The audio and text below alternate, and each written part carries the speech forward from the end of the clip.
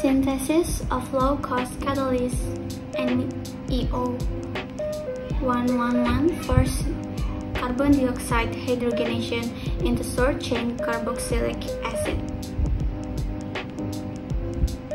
Introduction.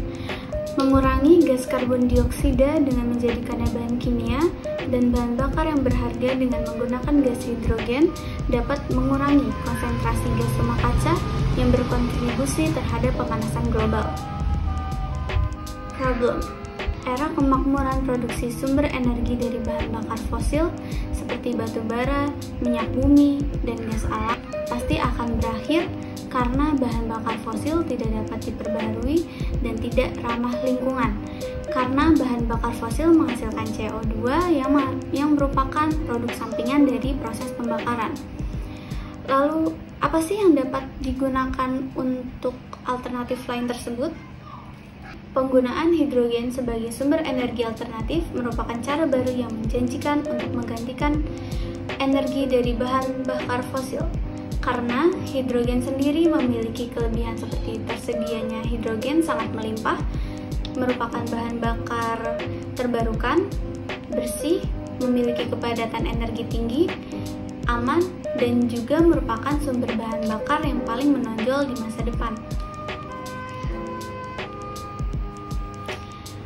Penyelidikan saat ini membuktikan bahwa hanya hidrogen yang bertindak sebagai pembawa energi terbarukan yang dapat dipersiapkan secara real time dan diperoleh secara efisien tanpa batasan bahan bakar.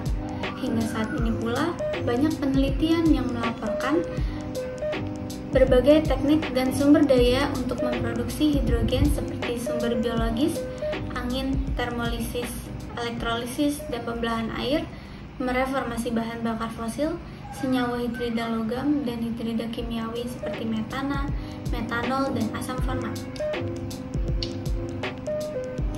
Kemudian, apa itu pemanasan global?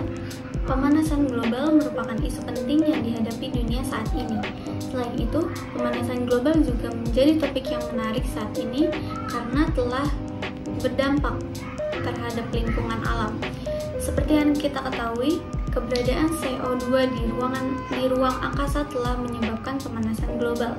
Dampak yang terjadi akibat adanya pemanasan global ini diantaranya yaitu suhu udara semakin meningkat, terjadinya kekeringan, kerusakan alam, kenaikan permukaan air laut, dan juga memburuknya kesehatan manusia. Oleh karena itu, pengurangan konsentrasi CO2 sangat perlu dilakukan. Untuk mengurangi konsentrasi CO2, teknologi seperti konversi dan pemanfaatan karbon telah dikembangkan oleh beberapa saintis. Istilah konversi CO2 mengacu pada transformasi CO2 menjadi bentuk kimiawi yang berbeda yang memanfaatkan oksigen aktifnya. Sedangkan arti dari pemanfaatan CO2 itu sendiri adalah penggunaan CO2 dalam proses fisik maupun kimiawinya. Pengonversian CO2 ini perlu dihidrogenasikan dalam reaktor dengan bantuan katalisator. Katalis memainkan peran penting dengan menyediakan ulas permukaan yang tinggi untuk aspek bersih yang melimpah.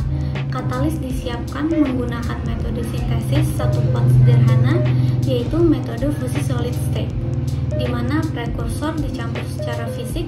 Katalis yang digunakan pada hidrogenasi CO2 ini adalah NiO 111. Selanjutnya adalah pengaruh adanya karbon dan tanpa adanya karbon pada hidrogenasi katalitik. Ketika NiO benar-benar terhubung dengan karbon, produksi asam karboksilat cukup rendah. Interaksi antara NiO dengan karbon mungkin menjadi alasan utama rendahnya produksi asam karboksilat, karena karbon diketahui dapat menonaktifkan katalis dan memperlambat laju reaksi. Maka dari itu, pembentukan produk lebih tinggi ketika katalis disintetis dengan ketiadaan karbon yang digunakan selama hidrogenasi dibandingkan dengan katalis yang disintesis dengan kehadiran karbon. Pengurangan CO2 ini dapat berpengaruh baik untuk kedepannya.